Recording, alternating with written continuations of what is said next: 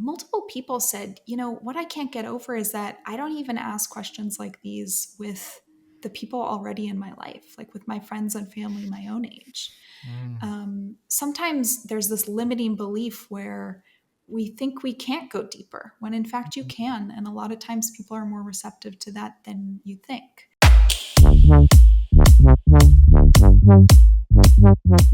Today we have Kasley Killam on the show. Kasley is a leading expert in social health.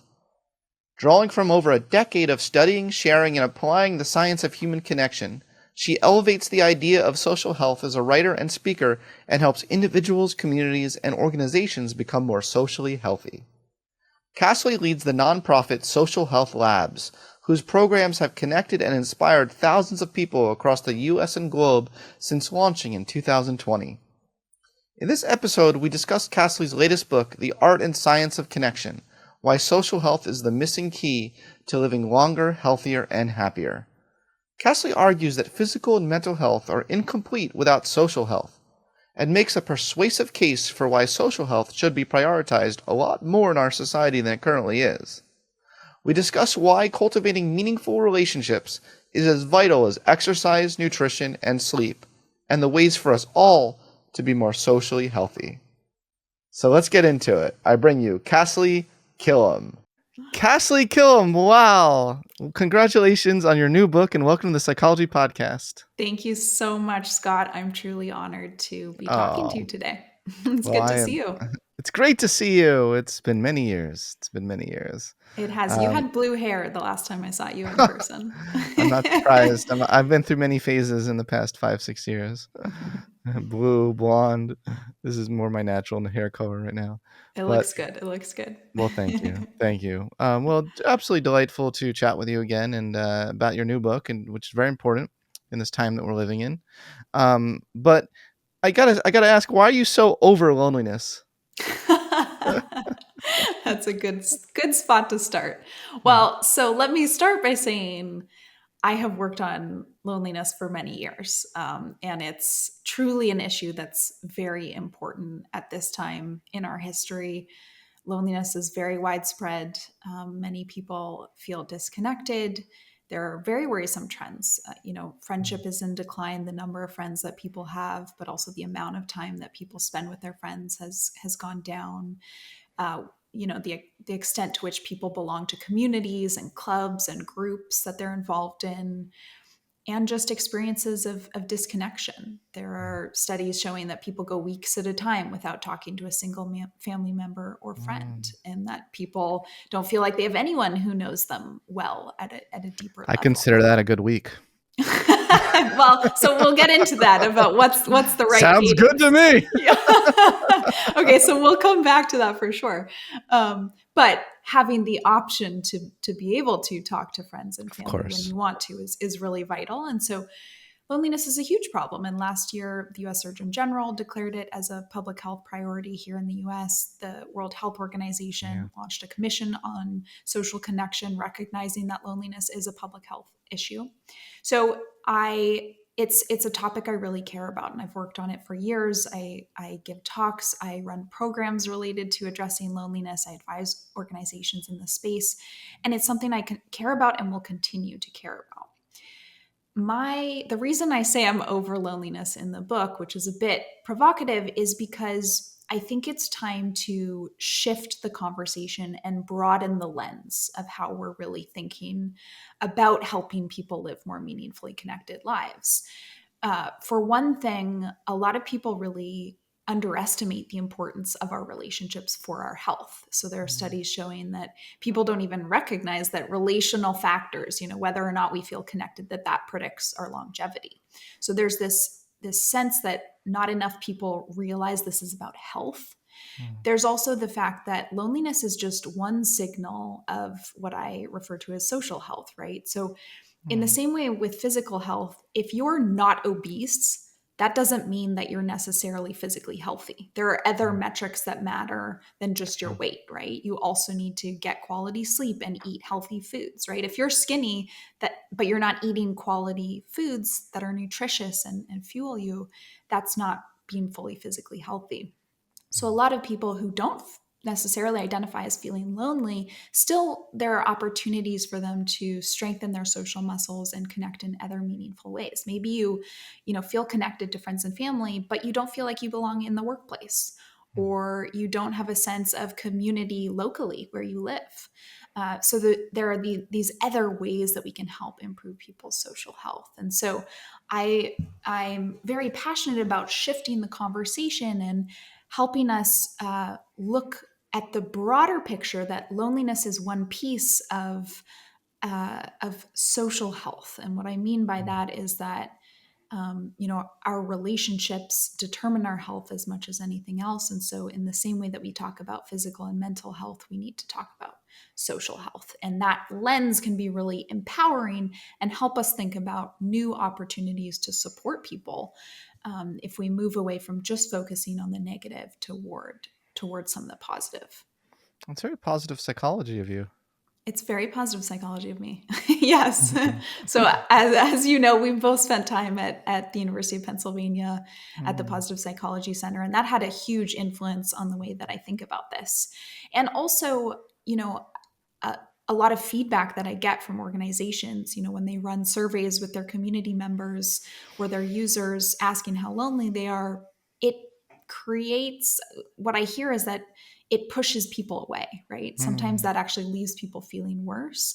Whereas if we shift the conversation and focus on more of an asset lens and talk about social health or connection or community, and start thinking about the strengths that we can build in people, start thinking about the opportunities for connection, perhaps they're two sides of the same coin, but as we saw with the positive psychology movement, it can help open up these new possibilities for how we're approaching the conversation, how we're actually supporting people to live better lives. So when I say I'm over loneliness, really what I mean is that I think it's time now, given how much attention there is to this issue, and also the fact that loneliness rates aren't necessarily getting better. It's time to move upstream, to look at this bigger picture and think about how we can all strengthen our social health and create the conditions for social health in society. Yeah, it reminds me a little bit of Corey Key's approach to mental health continuum, saying that languishing is not exactly the opposite of mental health. If you're not languishing, you're not necessarily flourishing. You know. Exactly. So yeah, no, it's very interesting approach, which is consistent with a lot of other research. Very cool. So tell our audience a little bit about you, about your background. How did you become one of the leaders in the social health space? Yeah, introduce yourself to my audience. Hello, Scott's audience. Yes. Honored to They be want to know here. more about you as a human. Sure. So I have a vivid memory of being on a playground as a little kid at my elementary school, observing my friends and other peers and watching how they were interacting with each other and who was left out and who was in the heart of it. And Oh, me from too. that very, very young age, I can remember just being fascinated by people and trying to understand how I fit in with other people and how others were interacting amongst themselves and trying to make sense of the social world around me. And as I got older, I navigated, first of all, recognizing that I was an introvert and trying to figure out Mm, how do you survive and thrive as someone who needs a balance of socializing and solitude and can't always be engaging with people and actually values alone time, and trying to navigate that in school, in the workplace, just in life in general. mm, I also, experienced some conflict within my family, within groups around me, mm, and certainly saw a lot of that on the news and in the world, and was always very interested in how do we help people connect across divides? How do we foster more empathy and compassion and forgiveness so that we can overcome the challenges relationally that we all experience and the conflict? And then also, I've moved around a lot of times. I've lived in 3 countries and I think 12 mm, cities and towns now. So every single time that I moved to a new place, I had to start fresh, make new friends, build new community while also staying yeah. connected to loved ones far away. And so in all these ways, I've kind of personally been exploring my own social health and trying to understand what it means for me to be socially healthy and how to optimize that. And so I really turned to the research. And speaking of positive psychology, I mean, that was a turning point for me, spending time at UPenn and starting to come across the research literature on social connection and kindness and compassion and all these ideas of how we could connect more meaningfully. It was the most exciting thing to come across that research. And all of my work since then has been an exploration of how do we actually apply those research insights in our own lives, right? How do we bridge what's in the academic research with what it means to go about our days? And so, through various ways professionally, I've been trying to bridge that. And then now, most recently, with this book, this is really the culmination of over a decade of exploring this theme and trying to take the research insights and make them practical, and also leverage from stories and experiences around us for how we can each approach our social lives so that we can live healthier. I love that. And you have a degree from Harvard, right? I do, yes, a Yeah. master's in public health. Yeah, so I Yeah. studied. I guess I should mention that part. I also, in 2019, did a master's at the Harvard School of Public Health, Mm. focused on solutions for loneliness and how we can Mm. create a more meaningfully connected world, really through the lens of public health. So thinking about, not just empowering us as individuals, but also how do we create an environment where social health can more naturally arise, right? What do we need Mm. to do in policy? How do we need to design our technology? What do we need to be teaching in schools? How do we design our cities? I spent a lot of time looking at the research on what in the built environment helps people foster connection. So, Yeah. really, through all these different lenses, how do we actually create a culture where we can be socially healthy more easily, given that so many people are experiencing loneliness and disconnection in different ways right now? Absolutely. Um, it strikes me that that one of the reasons why there's this loneliness is like I think everyone kind of feels like they're weird. They're the weird one, like they're like, where do I belong? I think there's a real belonging issue. Is that part of the work you kind of that you've looked into? Is kind of this sense of like, where do I fit in the social fabric of this universe? I Yeah, know, I I know, think I know, I deal with that. So.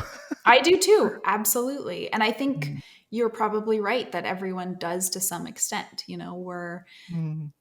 feeling connected, feeling like we belong and like we matter is so essential and core. It's a fundamental human need that we all seek Mm. for survival purposes, but also in order to thrive and feel fulfilled and happy. And we need reassurance, right? Mm. We each Yeah. seek that. We want to know that, yeah, we're good. I care about you. I see you. And Yeah. so I think that's an important part of it. But there are many factors that are contributing to the fact that people feel so disconnected, right? That's one of them.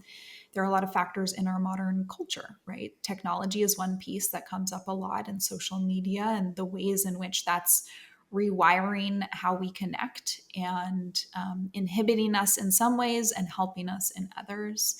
There's the trends like a lot of people move around more frequently. There's higher rates of Mm. transience. There's higher rates of living alone. So, Mm. not being embedded in your family or in the community that you grew up with and going out and being independent, which I'm guilty of, right? I've moved Yeah. away I live away from family right now. I've moved for work many times rather than moving for family and for community.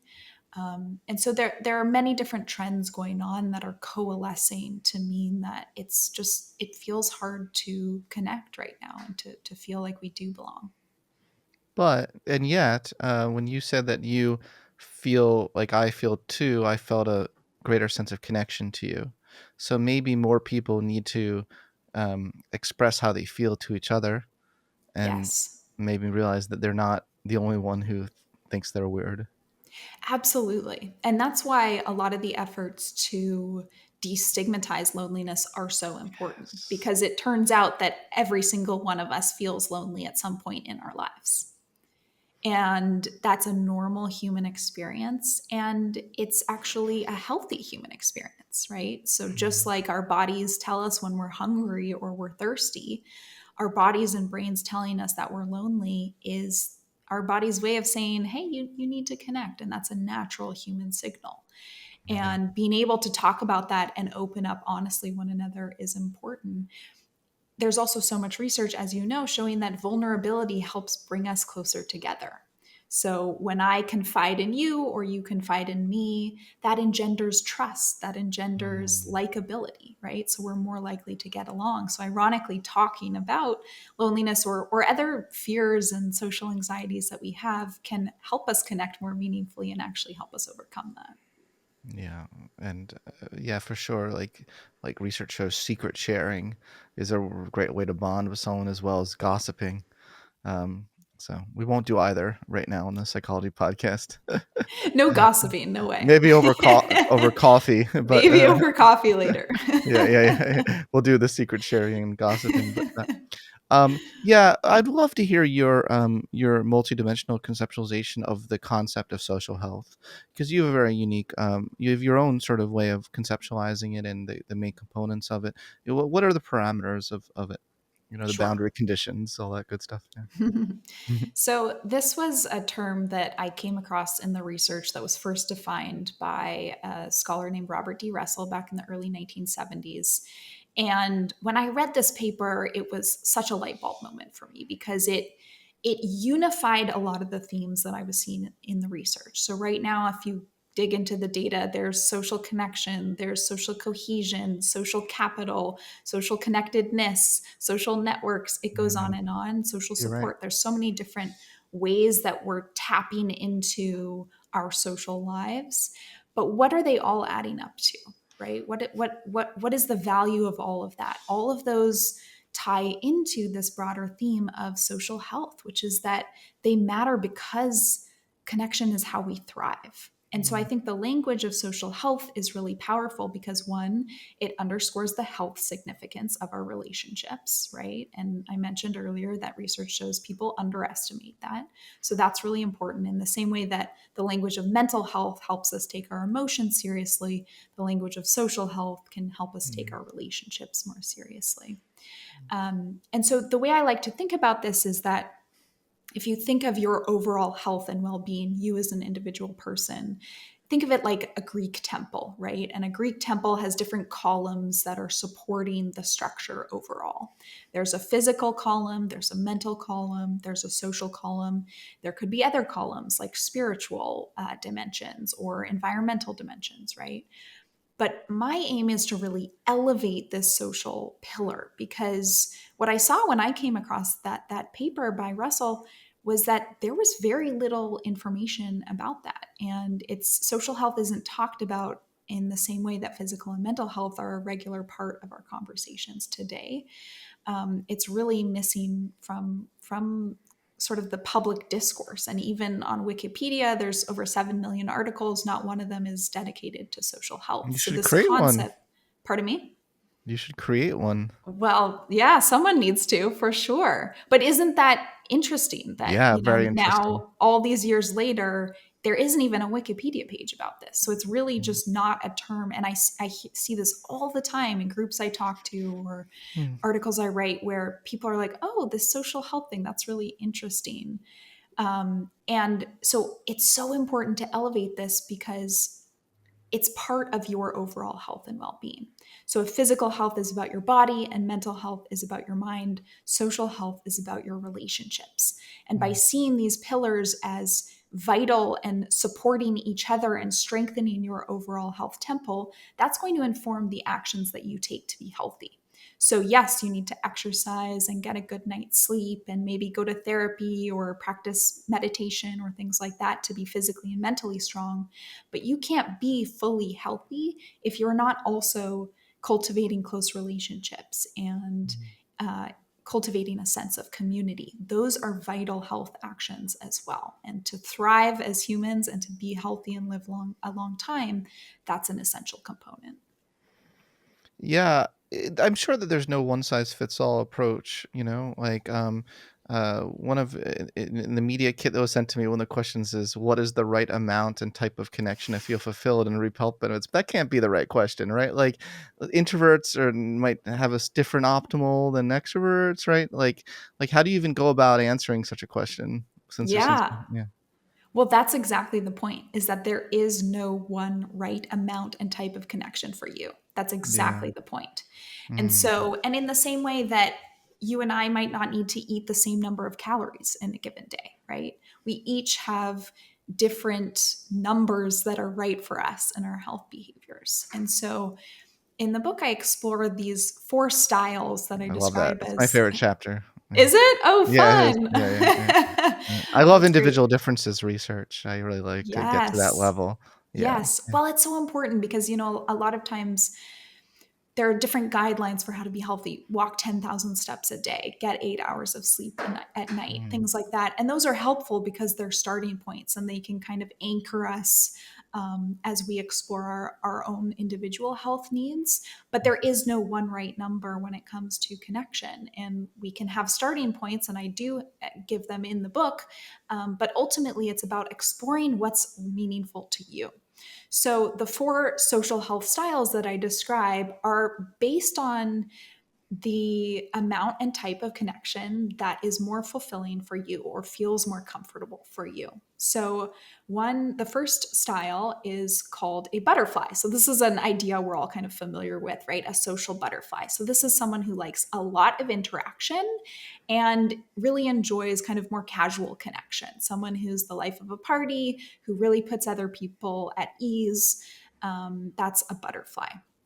The second idea is, oh, and just to build on that, it's if you think about butterflies in nature, right? They're kind of fluttering around from flower to flower, pollinating and drinking nectar in return. So there's this beautiful mm, exchange, and so that's kind of the idea of a social butterfly. The yeah. second style is a wallflower. So, again, a Mm, term we're sort of familiar with. mm, Wallflowers in nature, they're sort of unassuming plants that grow against walls or in cracks, but they often actually have really powerful medicinal properties, and in ancient mm, times were used for medicine. So, maybe we kind of don't give them the attention they deserve. Um, Wallflowers, tend toward having less frequent interaction and more casual connection. That's sort of their sweet spot and what their personality more naturally gravitates toward. The third style is a firefly. So, this is someone who likes, again, infrequent interaction, but deep connection. So, this is mm, me. I love long periods of alone mm, time, but when I'm with my friends and family, I want to get to the heart of the matter mm. and move past chit chat. That's what brings me alive, right? I I love love that. I love connecting with my loved ones, but also I need periods of solitude in order to recharge. So that's a firefly. And then the final fourth style is called an evergreen. So this is someone who likes a lot of interaction in a deep way. So someone who's constantly in communication with their very close friends and family. And that really lights them up. Just like an evergreen in nature is a plant that's lush and green all year round, right? Whereas a firefly glows brightly in synchrony with other fireflies and then retreats into the night sky and disappears. So these different concepts are meant to help align you with what is the right amount of and type of connection for you, and invite people to reflect. And I partnered with the New York Times to do a 10-question quiz that helps people figure out Fantastic. their social health style, which was a lot of fun. So that's a quiz that everyone can go take, and then learn more in the book. I was I was gonna say it'd be very interesting to see how these map onto the big 5 personality traits, the combination of Absolutely. them. Um, yeah, what are some barriers that you see to being socially healthy? Sure. So one of the biggest ones is that we all feel busy. Right? Yeah. People are busy, caught up in our day-to-day, in doing the work that we need to do, and in taking care of our families, and just trying to make ends meet. There's a sense of modern life feeling really busy, where people Mm, just don't have the time to do the things that they want to do. That's kind of this sense that a lot of us feel. And sometimes connection and our relationships can be the first thing to fall to the wayside, right? The last thing that we prioritize, because all of these other things are urgent. And I'm still guilty of this, even as someone who studies this. I mean, recently I realized that my husband and I hadn't seen our friends in several months who literally live five minutes away from us, Yeah. We and can that take people just for granted. Yeah. totally, we can take people for granted and not stay in touch as frequently as we all want. It's very easy for that to happen, right? It's oftentimes our social health is not a priority in the way that work is, for example. We spend so much time working, which many of us love. I love my job, and we have to do it to pay our bills as well. But if we're not also making time to have the enriching relationships that fuel us, then that's definitely one of the barriers to being socially healthy. What about Um, antisocial people, people with antisocial personality disorder? I don't feel like they're very inclusive in your book. yeah, tell me more about that. How could we fit that in That was a more? cheeky look. I'm cheeky. That was a cheat. Like, what about people that hate people? Well, it's funny you say that. So on the New York Times quiz, when they posted on Instagram, I saw this comment where someone said, "You need to add a fifth option. That's a cicada who, goes retreats for 13 years and then comes out every now and then to kind of make Yeah, some noise and then yeah, yeah, dies yeah, away again." So I yeah. think there's something to that. Maybe there's a fifth style there of not wanting to be around people at all. But we all need some amount of connection. So. Uh, most humans for sure. Yeah, that's for sure. There are the aberrations, the extreme outliers of Yes. humanity. Yeah. Although Um, it's interesting. I don't know if you've seen the show Alone. Have you ever watched no. that? It's a survival show where people who are survivalists go out into nature by themselves and have to survive as long as they can alone. Mm, And I love the show because it's very interesting, but what's fascinating to me is that one of the top reasons people drop out and just quit the whole thing is not because they don't have the survival skills they need. It's because they start to feel lonely and they miss their family and friends, and they say, what am I doing? What's the point? So I can win some money? No, I'd much rather spend the next few months with the people I care about. yeah. So There's even there's there does yeah, even in the extreme conditions, yeah. Well, there's certainly a fundamental human drive there. What do you think about my distinction and transcend between the need for belonging and the need for intimacy? I feel like the two are lumped together sometimes. They're both part of the connection drive, but they can be pulled apart in various ways. I was wondering what you thought of that. Like it's possible to feel belonging to a group or organization, but don't feel a relatedness at all. Don't feel like a sense of intimacy. Like DEI programs are obsessively focused on belonging, but there's more to life than just feeling like you belong there. Like how much do people actually care about you as a human, as a whole human, not just one dimension of you. And so these are just some thoughts that I've had in my own work. What do you think of that? Yeah, I love that. Thank you for bringing in that nuance. I think there can be value to both, right? It Mm, helps us to feel connected if we're part of a group where we feel like we belong. But to your point, it's so important and so valuable to have at least one person in your life who really knows who you are, loves you unconditionally, the mm, good and the bad, yeah, who yeah, you yeah. can confide in, right? I mean, the way I think about it is that, and the research supports this, is that being socially healthy means having all different diverse ties that you can lean on, right? So you have those really emotionally intimate relationships, hopefully at least one, right? And frankly, one is wonderful. If you have one person who really gets you and you have that emotional intimacy with, that's a gift Yeah, in this it life. is. And then expanding beyond that, you have all these other kinds of ties. You have more casual friends who you enjoy sharing experiences with or hanging out with on a Friday night. You have family, you have coworkers, and the Mm, ongoing interaction that you get, hopefully on a day to day basis, with people you collaborate with. You have the groups that you belong to, and hopefully a sense of belonging in some of those, right? So it's about having these diverse, different ties. And so many studies, in fact, there was a new one that I just saw yesterday that I haven't had a chance to read, but again, that are showing that the more diverse our ties, the better off we are in terms of our well-being, but also our health outcomes. So it's really important to diversify, and just like, if you get all of your emotional needs from your romantic partner, well, what if you're fighting with your romantic partner? Where do you turn for support in that situation? We need to have different kinds of people who we can reach out to and show different parts of ourselves to. Yeah, that's why cheating is prominent. So what what individual You're just gonna throw that in there. yeah, it is cheating. You're so positive. You gotta throw in some of the truth about human nature a little bit. But anyway, what individuals can do. I really want to focus on the rest of this interview on really practical things that really brilliant stuff that you have in your book about the things that people can do.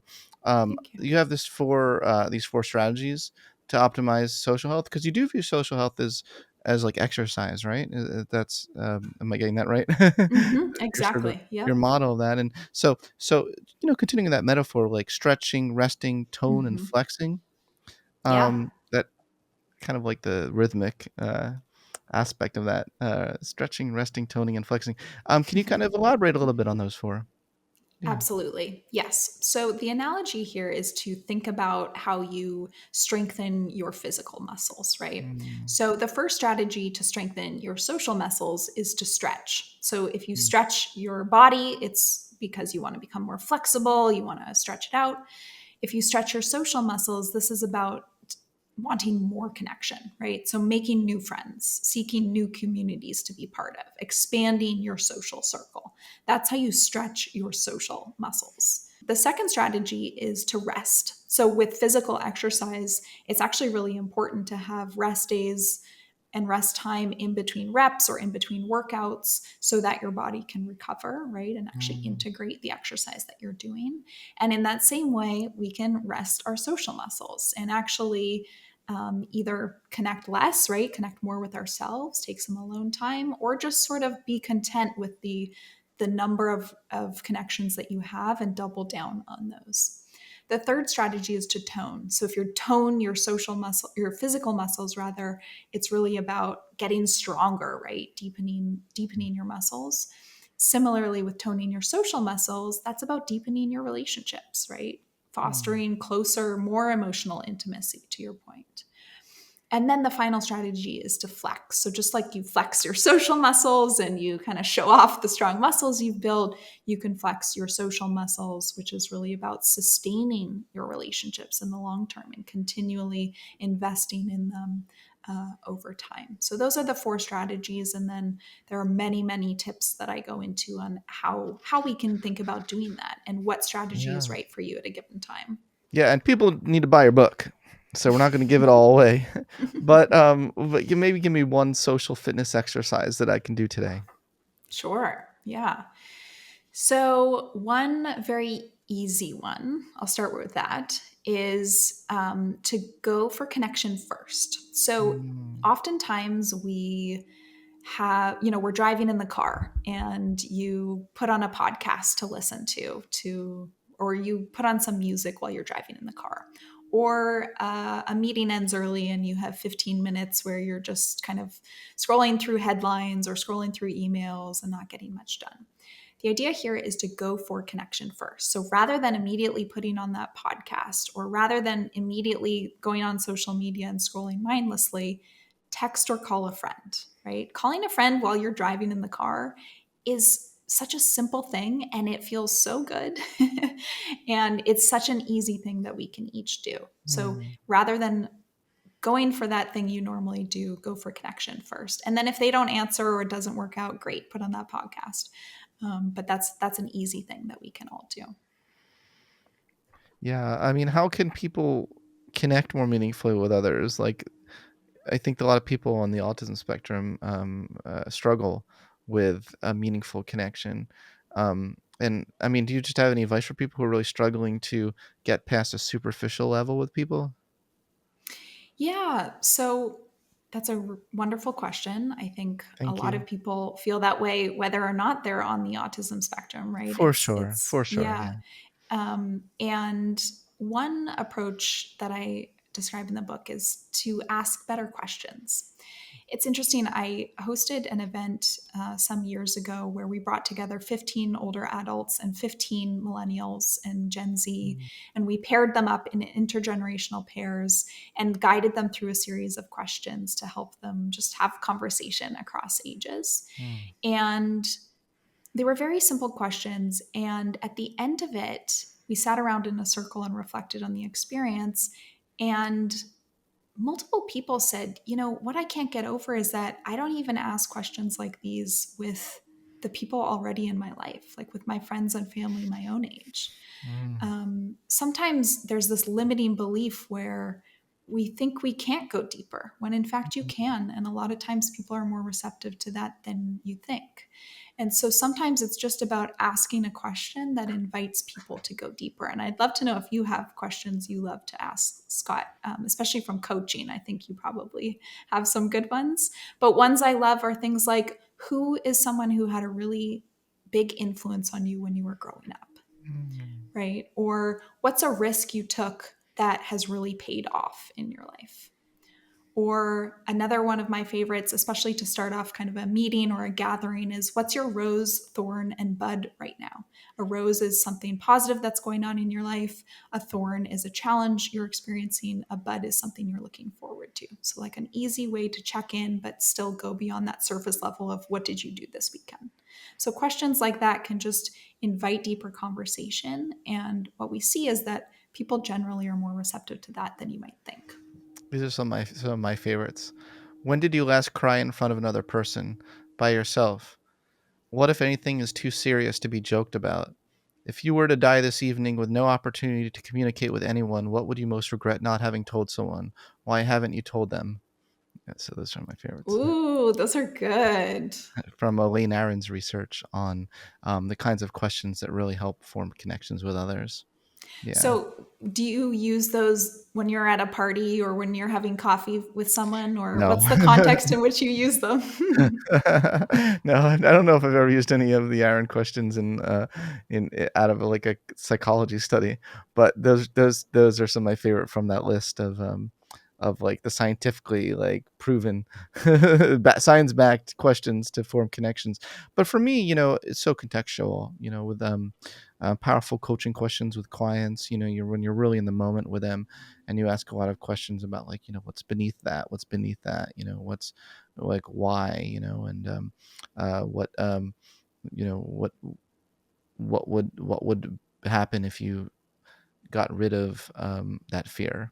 That's Hmm. often a really big one for people. Is just even contemplating what could I become. Because I do self actualization coaching, so yeah, those are the kinds of powerful questions. But I've always Yeah. been a fan of the Arthur Aaron studies, and I do them with my class. Apparently, the studies show that like they bring in strangers asking these questions, and by the end they reported they wanted much more likely than chance. People reported they wanted to like actually romantically date the other person. So you got to be careful. Interesting. With power comes responsibility with these questions. Absolutely. Yeah, And it doesn't have to be so kind of explicitly ask a deeper question. It could be as yeah, simple as tell me more about that. That's really for sure. interesting. And just being expressing curiosity in whatever it is that someone's already talking about, Well, that there you go. invites deeper Yeah, conversation too. social curiosity is a whole area of research um, Absolutely. tied to the exploration drive, and the openness to experience Yeah, drive. and Scott, one of my friends and collaborators, Scott Shigioka, has a wonderful book called Mm. Seek, where he talks about Oh, curiosity and how that's a force for connection as well. I had to check out that book. Yeah, I think you'd like it. You strike me as someone who is very open to new experiences. That's true. Yeah, yeah, yeah. And yeah, social curiosity, I think that comes from your openness. Yeah. Well, and openness is a driver of connection. When you're open to new experiences and new people, Yeah. Who knows who you're going to meet, right? And Yeah. I talked earlier about how being socially healthy means having diverse different ties, and that includes people of different ages, of people of different ethnicities, different beliefs, different cultures. And so when you're open to experiences and curious about other people's ways of living, that is diversifying the range of friendships that you're able to form. And so Definitely. that can certainly be a powerful driver of connection. You do have this section of your book where you talk about the negative toll that sometimes, um, talking to, like, I know that the people use the phrase toxic people now a lot. They're like, oh, that person's Mm-hmm. talking, that's person talking.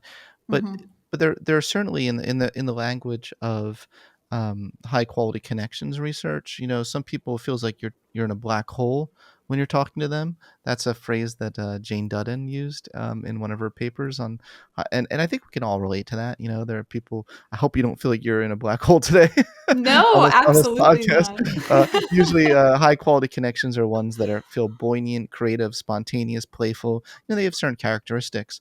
But what do you do in these kinds of situations where you're interacting with people that are really taking a negative toll on your social health? I thought that was a really important part of your book.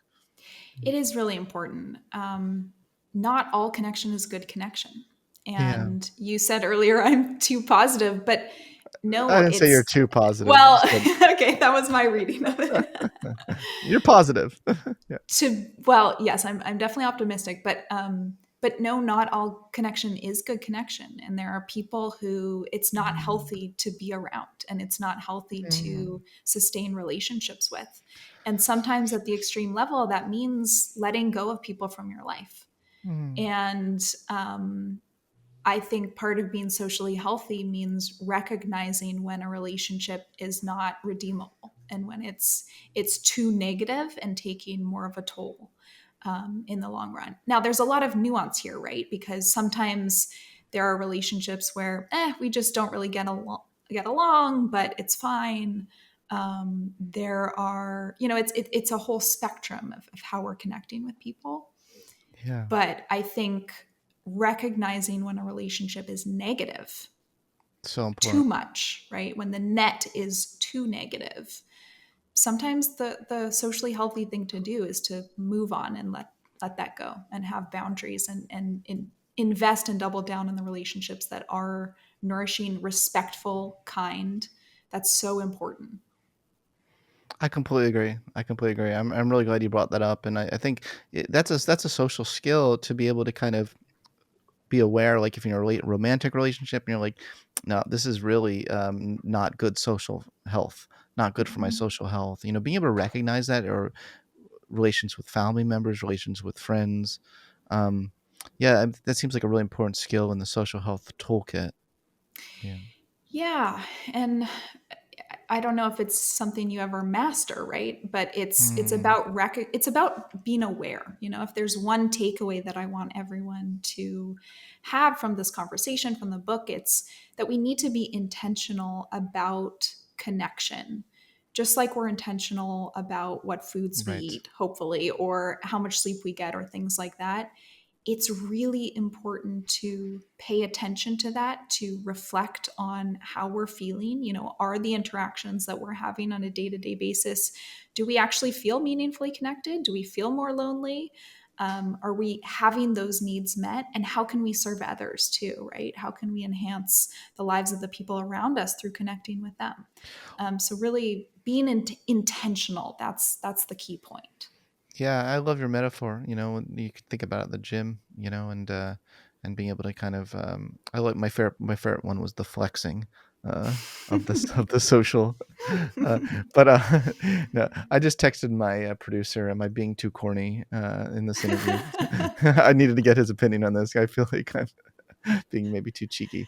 But anyway, I think you're wonderful. oh, You're such a great interviewer, thank Scott. you. And yeah, Thank you, I'm Kasley. I enjoying don't. this I'm conversation. feeling like have I gone too far in my? She's so serious, and I feel like I'm being really weird. But okay. Oh my Okay. gosh. Okay. Okay, but this is like a Yeah. meta learning Yeah. It is a experience meta right learning. here. It is. It is. It Because is. I ask these questions of myself too. Every time I do a podcast, I get off and I think, oh my God, I came across just Well, I think you're doing ridiculously. great. I Well, think I you're think doing you're great. doing great. Well, So, okay. Good. Okay. I'll but take it. I'll take. Yeah. but I'm I want asking to some make cheeky questions though. Yeah. I want to make a point here, which is So there are great studies showing that, for example, when you bring two strangers together and you have them talk for a few minutes and then you take them apart and the researchers ask each individually, how much did you like the other person and how much do you think they liked you? People significantly and consistently underestimate how much the other person liked them. Wow. That's really important. It's really important. Scott, I like you more than you think, and you probably like me more than I think. That's And hilarious. we should have that mindset in our interactions because it's, for people like you and me who are Yeah. more introspective and perhaps, overly analytical about how we're coming across in interactions, it just release some of that and we can all take confidence in knowing that you're doing great. Other people Love it. probably like you more than you think. I love that research finding so much. I want to just talk about, just building up to society at a broader level, because that it's also a really important part of your book, right? Like, how can we step up and um, like I'm really big in empowering others, and it starts within. It starts with you. Like, if everyone um woke up inspired to empower others in their social health, like, we would be a much better society. If every individual decided they wanted to do that. Mm-hmm. So what can people do as individuals, and then do you have any policy recommendations? Mm-hmm. Yeah. Yes. So this is a line I kind of straddle in the book where, first and foremost, it's meant to be kind of a toolkit that empowers you as an individual to take steps in your own life. Mm, But coming from public health, I'm also very passionate about how do we set up those conditions. So mm, focusing on the individual for a second, because that is where it starts. mm, Each and every single one of us has the power to change the culture that we live in through simple gestures. And if most of us start doing that, or even some of us start doing that, it begins to change the fabric. So, smiling and waving at your neighbors when you pass them on the street or on the sidewalk, um, introducing yourself to a new person who just started at your company, right? Being a little bit more friendly in your interaction with a barista or someone, the cashier, when you're checking out at the grocery store. Each of those little touch points, first of all, the research, a lot of studies show that those little touch points matter and that actually mm, they can boost our mood and make us feel more connected to our communities. So, on one hand, there's that, but also it's about changing the social norms, right? mm. Um, and each step that you take really counts. And that should be empowering to each of us, that knowing that what you do matters. At the same time, there are these broader kind of systemic changes that we need to be making. And so you Yeah. mentioned policy. There's a lot of really interesting things going on in that space. There is legislation proposed to Yeah. start funding more solutions for loneliness and programs around connection. The US Surgeon General's advisory last year around loneliness as a public health priority, he made many recommendations for how we collectively, kind of big we as a society, can start changing our country. Yeah. And we need it. People are so polarized here in the US. Mm. Um, but then other countries are doing this as well. The UK and Japan both have ministers for loneliness. Again, in the book, you mentioned earlier that I'm sort of over loneliness. I think those should be ministers for social health and focus on the Oh, goal that we're moving toward rather than someone uh, needs to appoint you that. Yeah. The no. Minister of Social Health. um, Yeah. and so there's a lot of interesting momentum where this is being taken seriously at the Yeah. federal and kind of global level, and that's Yeah. really positive. And all of those steps add up. In healthcare now, there's a push towards social prescribing, where doctors are asking about how connected you feel and prescribing opportunities for engagement in the community. Right? There's a Yeah. whole innovation wave of technology innovators who are creating apps and different tools designed for more meaningful connection rather than just ad revenue, right? And so you start to see that there's across sectors at all these different levels, there is so much momentum and so much progress toward creating a more socially healthy culture. I'm very optimistic that going forward, well, you Yeah. say I'm too positive, but No, you're from my not too vantage, positive. You're not I, too positive. I see so many promising things underway that I think Wonderful. yeah, we have a lot to look forward to, and reasons to be hopeful. I love your positivity. I love it. The world needs more of it. The world needs more of it right now, trust me. There's so much cynicism in America right now and distrust of There each other, is. and isn't Yeah, that yeah. causing man, I wish everyone read your book, and I also wish that your book went everywhere in the education world. You know, I'm very deeply passionate about education, and I see so much potential when I was reading your book for teachers to really instill these messages in children Mhm. who, of course, loneliness is big, but as you note, you know, there's a lot more to life than just not feeling lonely, and especially in Mhm. childhood, feeling, and also there's more than belonging, right? And so in childhood, really being able to have what would it mean to have like social gyms? You have like regular gyms, but like physical fitness gyms, but like what if you had like social fitness challenges? I don't know. Is that corny? That's in the book. That's there. I think Oh my can't remember god! I which think. chapter it's Oh my in. god! Okay, I think I I missed it. literally talk about social fitness Um, gyms. there we It's go. it's happening. There are companies creating them as we speak. Mm, I Yeah, love it. I absolutely. love it. But your point on schools, it's great, and there are wonderful nonprofits like Only 7 Seconds. I serve on their scientific advisory board, who that has a curriculum for schools Hmm, to help teach kids and teenagers to connect more meaningfully. Beyond Differences is another nonprofit that's working in the space and has fantastic curriculum. So that's happening. Making Caring Common at the Harvard School of Education also has phenomenal resources around wonderful. teaching these skills among youth. So these are happening, and we just need to spread it and proliferate it that much more so that it's really embedded in our DNA. Yes, I love that. I love that, you're talking about we need to spread these inspiring examples, and I couldn't agree with that more. I mean, I just feel like the news is constantly hitting us with kind of the worst of humanity, and it is painting a bleak picture, right? The even the Surgeon General, who I admire very much, and I've spoken to him recently, actually, about transcend. We had a conversation about what is transcendence. He Cool. asked me, what is transcendence? How can we have? So we talked about how we can have more of that, and but he focuses on loneliness, and all the stats showing a bleak picture. So we need more Kasley Killams in this world who show just give us hope. Give us hope, Kasley. Come on. Give us hope. It's tough out here is being human. It is so tough being human. It really is. Even the Surgeon General, though, Yeah. last fall, for the first time that I'd seen, he said, just like physical and mental health, our social health is really important. So that was the Yeah. first time I'd seen him use that term. And it is spreading, right? More and more people are recognizing that health is not just physical and mental, it's also social. Yeah. And the more that we recognize that and invest in a culture where social health is in our DNA, the better off we will all be. Hmm. I love it. Well, I think we should end on that really great note. Well, I adore you, I and adore I, you. aw, and I really am rooting for you. I'm sincerely rooting for you because I think that this is so important. And yeah, I wish you all the luck with the rest of your book tour.